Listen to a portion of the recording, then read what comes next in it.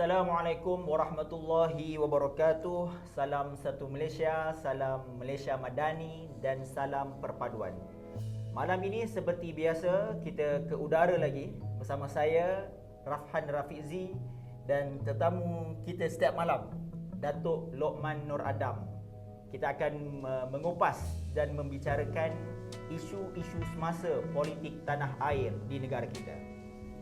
Jadi kita terus kepada tajuk kita. Seperti yang rakyat Malaysia tahu, semalam Datuk Seri Anwar Ibrahim telah mengadakan mesyuarat hala tuju ekonomi, dan yang menarik perhatian satu Malaysia apabila seorang figura yang telah pun dipecat daripada UMNO, iaitu saudara Khairi Jamaluddin, turut berada di dalam mesyuarat tersebut. Dan hari ini Perikatan Nasional melalui Presiden Bersatu mengumumkan bahawa Perikatan Nasional tiada calon Menteri Besar Selangor. Jadi Datuk Lokman, apa yang sebenarnya terjadi? Adakah pengumuman yang dibuat oleh Datuk Seri Tan Sri Muhyiddin Yassin adalah kesan daripada pertemuan Datuk Seri Anwar Ibrahim dan saudara Khairi Jamaluddin semalam? Assalamualaikum warahmatullahi taala wabarakatuh. Nampak gayanya Muhyiddin Yassin terkesan teruk koyak. Koyak bukan setakat koyak sikit-sikit, koyak rabak.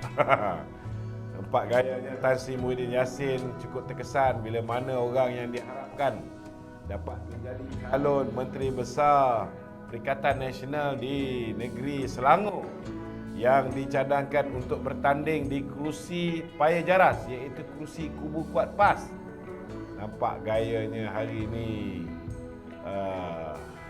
terpaksa diumumkan bahawa calon Menteri Besar Perikatan Nasional untuk negeri Selangor tidak ada. Ini ada dua makna. Pertama, dia kecewa dengan Wabi Khairi Jamaluddin yang gagal menunjukkan kesetiaannya walaupun dia ditawarkan satu posisi yang cukup tinggi tempat dia. Kedua, isyarat kedua yang dapat kita baca daripada sini ialah Tan Sri Muhyiddin juga tidak yakin dengan bekas Menteri Besar di negeri Selangor, iaitu Azmin Ali, yang dia tak nampak mempunyai kekuatan, tidak nampak mempunyai kemampuan untuk memenangi kerusi dia kembali di Bukit Antarabangsa.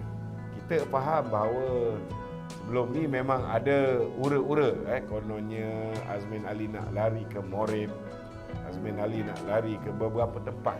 Namun hakikat dan realiti dia, kita pun mempunyai inside information, laporan risikan kita menunjukkan Azmin Ali hari ini rancak untuk kembali ke Dun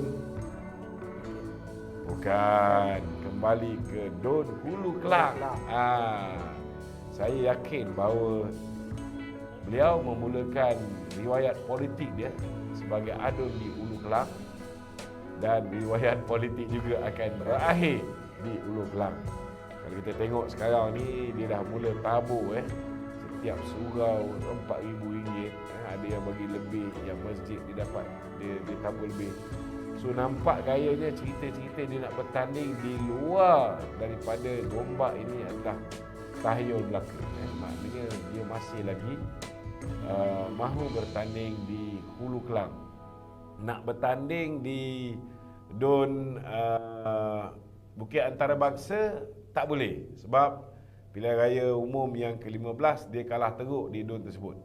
So sekarang ni saya nampak dia cuba. Tapi Dun Bukit Antarabangsa bukan di bawah Ampang? Ya, dia nak bertanding balik di bawah Ampang tak boleh. So dia nak mencuba kembali ke Dun asal dia di Gombak.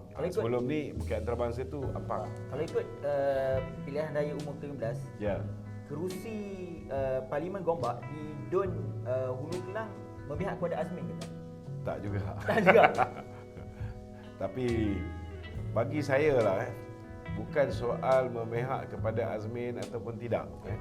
Azmin itu dengan mudah boleh mengundang malapetaka di mana saja dia diletak. Itu ya. Faktor sekarang ni, kalau Perikatan Nasional meletakkan Azmin sekali lagi, tak kiralah di mana pun di dalam negeri Selangor, saya yakin dia taburlah duit banyak macam mana pun, dan lagi pun mungkin sebelum pilihan raya ni mudah untuk dia pergi bagi duit kat surau, masjid dan sebagainya. Tetapi dalam pilihan raya dia tidak boleh belanja seperti mana yang dia buat sebelum di malam akhir dan semasa tempoh pilihan raya 2015 dulu. Dia tak boleh buat macam tu. Sebab kali ni kita akan pantau dengan kamera kita, dengan kita punya hidden camera. So tak mudah untuk dia buat pembelian undi seperti mana dulu. Okey tu. Ya. Pasca PRU 15, Datuk Seri Azmin Ali pernah mengeluarkan kenyataan bahawa beliau ingin berehat dan bersara dari politik. Ya. Tapi kita lihat kebelakangan ni wajah Azmin Ali itu mula nampak terlibat dia di pentas Perikatan Nasional. Saya rasa pada ketika itu beliau tidak boleh menerima kekalahan sebab duit yang dia belanjakan di Parlimen Gombak itu luar biasa banyak. Saya rasa dia selain daripada Hamzah Zainuddin, selain daripada Din di Paguh memang Azmin antara yang spend banyak untuk kawasan parlimen dia tetapi dia kalah. Bila dia kalah tu, walaupun dia sebenarnya adalah ahli Dewan Undangan Negeri di Bukit Antarabangsa, tanpa dia sedari dia mengumumkan dia berehat itu. Dia cuma kalah di parlimen, tapi dia masih lagi sepatutnya sebagai seorang adun dia kena bertanggungjawab ke atas Dewan Undangan Negeri Bukit Antarabangsa. Jadi orang macam ni saya rasa rakyat pun boleh menilai kalau dia tidak boleh serve rakyat Bukit Antarabangsa dan mengumumkan berehat sebelum PRN diadakan. Tidak ada sebab kenapa rakyat di Dun Hulu Kelang pula nak memberikan peluang kepada dia, sebab dia dah umum dia bersara, dia berehat. Cukuplah. So kenapa sekarang sibuk nak masuk nak join the race lagi sekali? Ini soalan dia. Dan saya nampak Tan Sri Muhyiddin pun tak yakin dengan dia. Kalau Tan Sri Muhyiddin yakin dengan dia, tentulah Tan Sri Muhyiddin bila KJ dah seolah-olah macam sudah bersama dengan PMX, sudah pastilah dia terus menamakan Azmin Ali sebagai calon menteri besar. Jadi tu kita lihat baru-baru ni keluar satu lagi kenyataan Adun Hulu Kelang sekarang. Yes. Yang berhormat Saharul Sungai pun mengumumkan bahawa beliau tidak akan mempertahankan Adun Hulu Kelang. Adakah ini berkait juga dengan strategi Datuk Seri Azmin Ali untuk bertanding di Hulu Kelang? Kalau macam Pak Abu Syahri Sungip ni rakan bersama dengan saya dalam kem Tanah Kemunting. Kalau macam Pak Abu dia dia mengumumkan tidak mempertahankan tu, kita pun boleh faham sebab dia pun kena stroke dia kata orang tu dia apa ni Parkinson dia Parkinson.